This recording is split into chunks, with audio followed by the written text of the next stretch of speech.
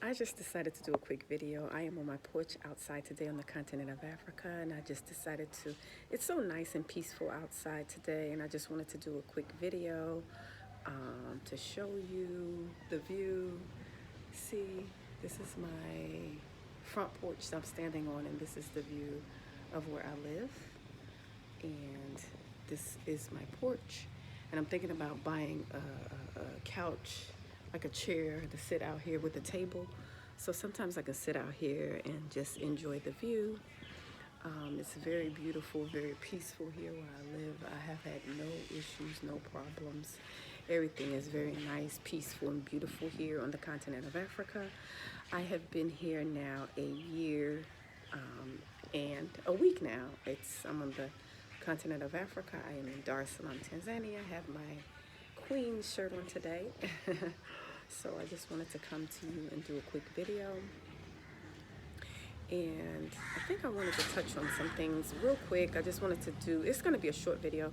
Please like, share, and subscribe to my channel. I am at a little over 500 subscribers. Thank you so very much. I'm so happy, so elated, so excited. I am getting just that much closer to 1,000 subscribers, and then I will be able to be monetized. That's amazing, and that's wonderful, because I can use all the change that I can get, okay? I am on the continent of Africa, and yeah, I have several sources of you have to have several streams of income. So I have different ways of bringing in income, not a lot, but a little at a time. So with my business and my consulting, and then with my referrals, so a little income here and there in addition to, because I came here on savings. So, savings don't last forever. So you still have to look into different streams of income. There are online gigs that you can do to bring in income if you don't want to work for a specific company, which is something I don't want to do. So I am trying to look for streams of income. Donations also are welcome, not required, but very welcome, very accepted.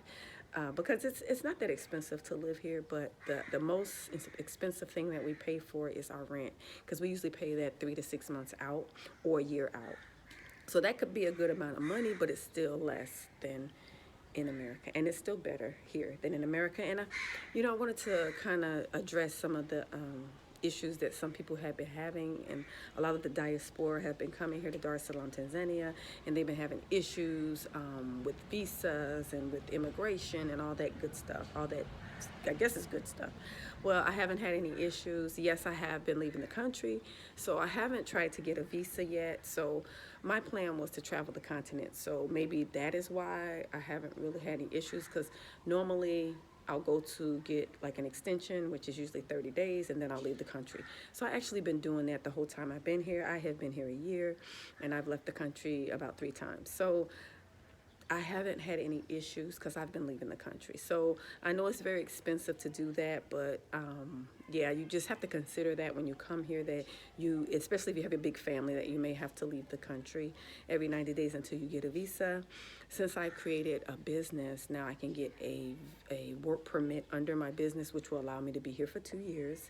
So it's a Tanzanian business, so I'll pay for my work permit, I'll get that, and then I'll get a residency visa, and so it'll like roll from work permit to residency to citizenship. So that's kind of how it works. Yeah, so everything is fine. I'm calm. I have really no major issues. Money is getting tight, but hey, that's how it is. You have to look for streams of income. You have to have some kind of idea of how you're going to maintain yourself on the continent of Africa, and we all have been told that, and we know that, so we do understand.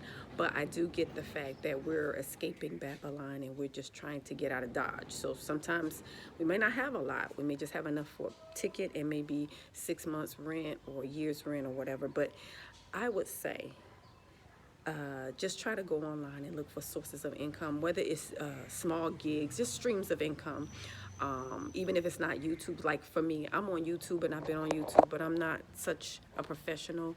I'm not as good as some of the millennials, and I know I look like a millennial, but my son is a millennial. He's 23 years old, so he's really good with the internet and all the videos and all the music. I'm older, and it's just taken me a little bit. The technology, I'm slow with it. Okay, I haven't even gotten accustomed. I haven't even gotten into like the music part of it because I'm not sure. I don't want to, I'm not sure. So I have to have some young person help me with that. But in the meantime, my videos are simple. I come to you just how I am. It's uncut, unedited. I guess you can call it reality. My videos are like reality TV because it's like what you see is what you get. I don't do no editing. I don't do no cutting out. So I just try to do the video as natural and organic as is possible. Not a lot of music. It maybe in the future, if I get better with the music, I'll be able to do little videos and little introduction videos and with music. So, but right now, I'm not technologically advanced in that way, so I just try to come to you, just keep you updated and posted with information. So I have been here a year and a week, and I feel amazing. I haven't had any major issues. Like some people, I've heard other people have a lot of issues, and with dalalis, which are real estate agents, and with Uber drivers and Bolts and all that good stuff, all that stuff. Well, I wanted to kind of give kind of like my experience since I've been here in terms of a lot of the issues that some people have now. As far as dalalis, I've really only had one, and then he helped me find this place. And I found him on Zoom Tanzania. So on Zoom Tanzania, you can find a lot of houses. You can find almost everything on Zoom Tanzania, furniture, everything you might want to rent, houses, everything, apartments, everything. So if you know you want to come, go on Zoom Tanzania and start looking. Don't reach out to anybody. Don't pay any money. Just wait till you come here, because you really have to physically look at the place and inspect it with your own eyes, because things are different here. And as far as drivers, I haven't had any, like some of the women say, oh, I've had men like grab me and this and that. I haven't had that experience.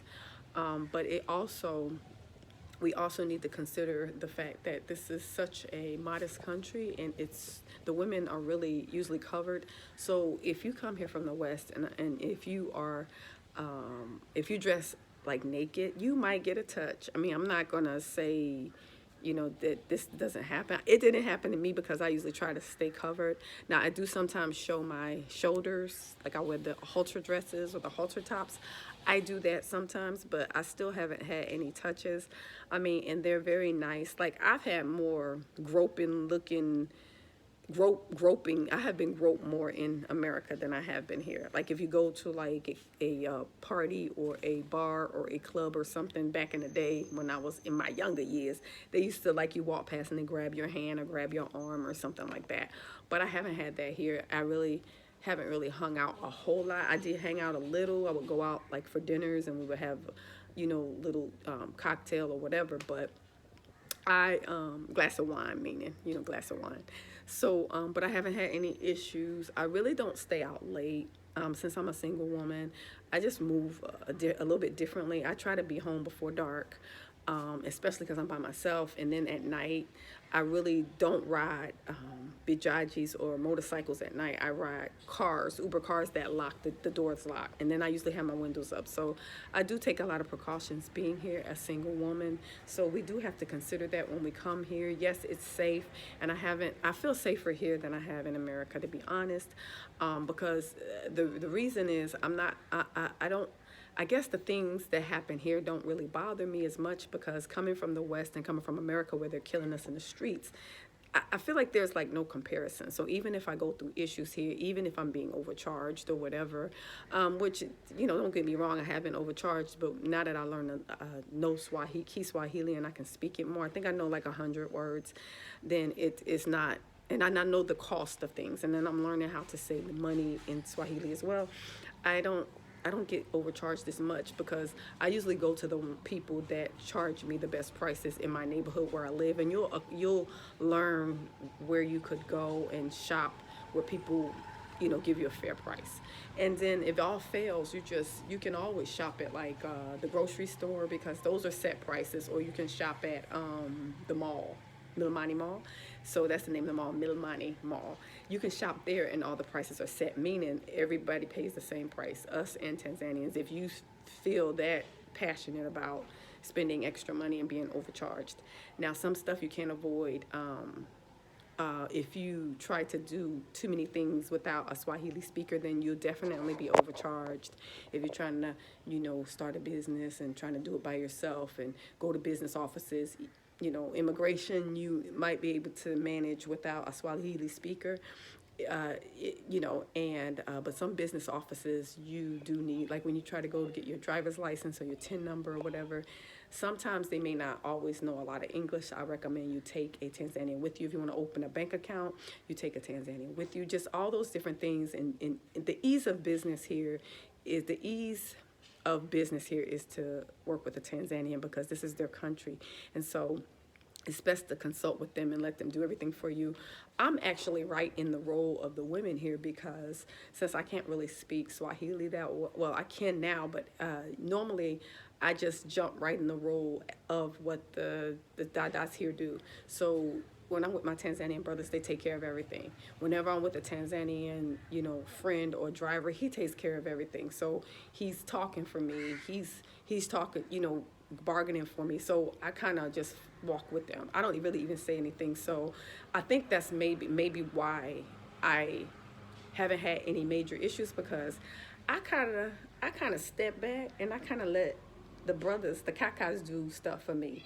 I mean, they jump in and do it. So it's wonderful to me because in America, I have to do everything by myself. I don't have kaka to do stuff for me. And even when I was married, I still had to do a lot. So here I'm just writing a role. And you know how some people say that they don't want to lose themselves or lose their culture being here. I feel like my culture, in my opinion, is how they are here because of my belief in because I'm a Israelite, a Hebrew Israelite, or a Bantu. So my practice, my beliefs is kind of in line with the roles here. So the male is the patriarchal, and then the female have a role. So both of them have different roles. So I never try to jump in the role of the kaka. So if they're with me, even if they're younger than me, whether they're older, I just kind of step back and they kind of take over. Like I don't even have to ask them. They just jump in, they take my bags. If we go places, they talk for me. I mean, it's nice. I mean, I just chill. And I could be a lady and I can be, like they always tell, you guys, they always tell me this. And I feel some kind of way about this, but I'm going to share this with you. The Tanzanian brothers always tell me that I'm very charming. And so the scriptures say that charm is deceitful and beauty is vain. So charm is not like the best thing for someone to say that you are, but it's not like I'm trying to use my charm to seduce them. I don't do that at all. It's just I will use my charm to get certain things that I might need. For example, if I go to immigration and if they're a little, if their attitude is a little serious with me or a little like stern with me, I'll just be like, Kaka, did I do something wrong? Was it me that is my stuff? Did I do something? So it's like certain things that you can do and say. You can just melt people just by your demeanor and by your attitude and then what you say.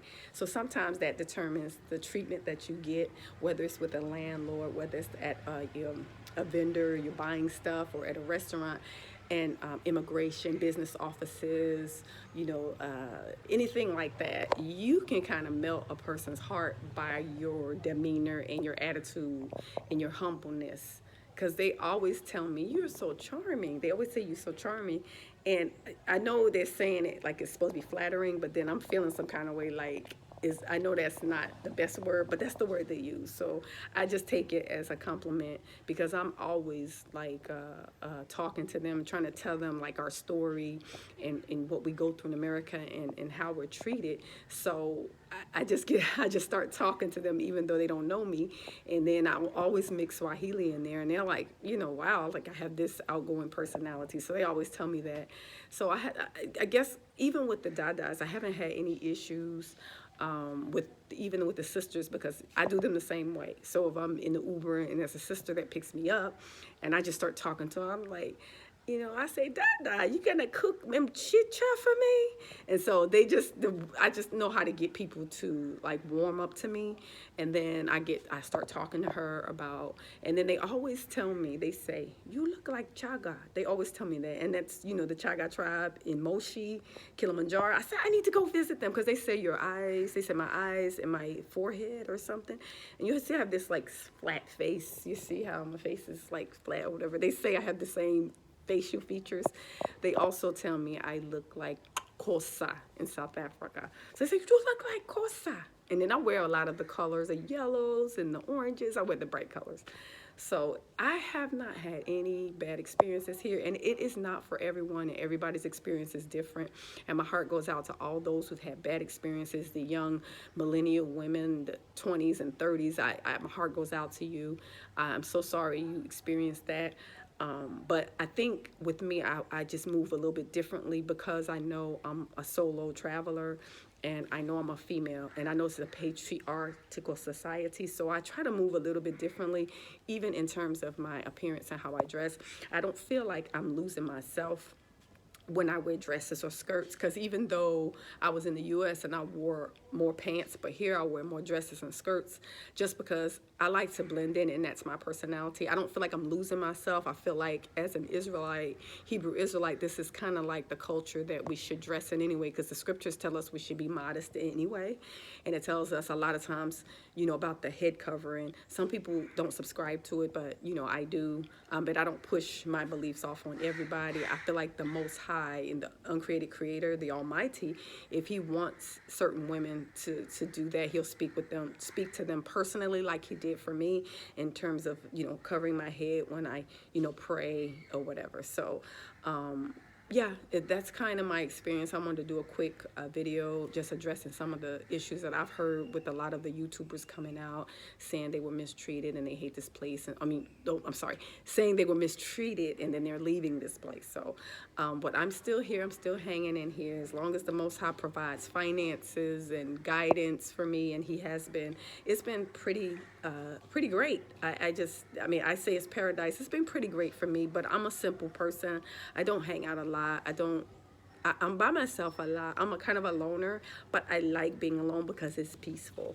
So sometimes when you do a lot of grouping and meeting with a lot of people, sometimes you can feel emotionally drained because a lot of us are hurt and broken, including myself. So sometimes you need that alone time with the uncreated Creator so He can heal you, so He can speak to you. And sometimes when He speaks to you and He's dealing with you on a personal level about your life and direction, sometimes that can get miscrewed, or you can get confused when you have a lot of different people talking and a lot of drama going on in groups and people going through things. It affects you some kind of way as a woman or a sensitive, a spiritually sensitive person. It affects you. So I've learned that since being here, that's another thing I've learned, that I don't need a lot of groups because I feel emotionally drained. So I feel better and stronger when I kind of walk alone, and then I will set the time, or I will schedule meetings for business or whatever. Or if I run into people, then we can have lunch, or we can eat together. So that's kind of how I've been operating, and it's been beautiful for me. This last, I would say, 6 months here in my own place, because I was living with a family at first, but in this place that I'm in now, I've been here, and it's been just wonderful. I haven't had any issues and no drama, no major fallouts with anybody. My landlord is cool. My place is nice and simple. Yeah. So I just wanted to do this quick video for those who are still wanting to come, at least to visit. I would say, just like everyone says, come to visit. I didn't come to visit. When I came, I knew I was staying, and I knew I wasn't coming back. I had already did my research on the culture, and I knew it was mainly Muslims and Christians here. No, I'm not a Muslim, but the Christians, at least they subscribe to the scriptures as I do, so they are kind of open to hear me out when I talk to them about the scriptures, because I do subscribe to the scriptures as well. So it's not like so far from me being here. And then even the dress code is fine with me because I wear dresses every day. I like to feel like a lady. I like to be frou-frou. I like to stand back and let the men do stuff. I mean, I like that. So it's not taken away from like my culture, because to be honest, I really never had a culture for me in America. I always felt like I had to suppress my culture or suppress who I was created to be to feel comfortable or assimilate with the Mzungu. So if I'm going to assimilate in an environment, I rather assimilate with Africans versus Mzungu. Because, in America, we do assimilate. Like, we do have a culture, but at the same time, our natural beauty is not really praised, and it's not really encouraged. Our natural hair and our complexions or our lips, everything is always has to be, kind of like Mzungu types, like your hair. People want blonde hair and all that different stuff. And even though some of us do have blonde hair, but my point is, we even in America as African Americans, black, whatever they called us, Negroes, I'm Bantu, Hebrew, we have to assimilate, and we have to try to adjust to fit in with Mzungu in their land. It's their land. So being here and having to assimilate into an African culture, which East Africa is an African culture. So even though they are Muslims and Christians, and even though religion has not been our strong suit, but one thing I can say about this country, and nobody can deny it, that the Muslims and the Christians get along like I have never seen before in my life. They get along perfectly. They marry each other. They don't beef with each other. They love each other because you know what? They have the right mind, because they say Africans come first. So it's like humanity is first, and then their spiritual practice or what they believe or their religion comes next. So they won't compromise humanity for what they believe in. Meaning, if someone's out on the street, and if they're a Muslim or Christian, if they need food or if they're hungry, they're going to take care of them. And they're not going to be like, excuse me, are you a Christian or are you a Muslim, before they give them food. It's not going to operate like that. If they need a place to live or sleep or whatever, they're going to probably take them in, because they're friendly like that. They're loving like that. So I don't have a bad word to say, because at the end of the day, this is a sovereign country, and they let whoever come in that they want to, and they can make whoever leave that they want to. So in my opinion, we should be grateful for the opportunity to be here, especially when we come from a place where we're being murdered in the streets. And then we can't even stop the Mzungu from murdering us in America, but you want to come here and change this government. You cannot do that. You need to just be accepting of how it is here, and the culture, and the way they dress. And if you don't like it, there are 54 countries on the continent. You can pick one. So, your experience is important, and I feel like you should voice your opinion, but at the same time, you need to consider the fact that this is a sovereign country. So we can't make them do anything. We can't change anything. What we should do, mainly, in my opinion, is come here, and if we want to be here, which is a privilege, no one can't deny it's a privilege for us as African Americans to be able to, or black people, Hebrew, Bantu, to be able to come here and live here. I mean, we do have to follow the rules and guidelines with the visas and all that, because at the end of the day, all of us do. All foreigners do. Mzungus and Germans and Russians and Turkish and Indians. All of us have to follow the rules and guidelines. So you just figure out a way to work through everything. So instead of being like disgruntled and being upset or trying to change things, let's just work with what we have. And that's what we're doing. No, you don't have to make yourself stay here and deal with stuff. You can leave, and that's perfectly fine. So that is just my take on it, with everyone leaving and being not happy. Here, some of us are happy, and some of us do want to stay. And some of us are working towards that goal. Some of us have started business and registered businesses. Some of us are achieving what we have set out to achieve when we got here, is to get established, to assimilate, to partner with our brothers and sisters. There's two sticks coming together, us in the diaspora, the ones that were stolen from here for over 400 years ago, coming back home and partnering with our brothers and sisters here. It doesn't, my thing is, it doesn't matter what other people think about me, and I know what I think about myself, and I know how I see them. I see them the way I should see them. And so they're my brothers and sisters at the end of the day. We look just alike. That's why they always tell me, you look like Chaga, you look like South African, Kosa. So they even know that some kind of connection there, right? So yeah, just wanted to come to you and do a quick video. Thank you for tuning in. Please like, share, and subscribe. Please like. I'm trying to get to 1,000 subscribers, y'all. Please do this for me. And you can donate. All donations are accepted. I can't wait till I get monetized so I can start getting, what you call those, super chats and all that stuff. I'm gonna feel like, wow, I'm up there with the big ones, So yeah, thank you for tuning in, and I'll do another video in a couple of days. All right, quiety, bye bye.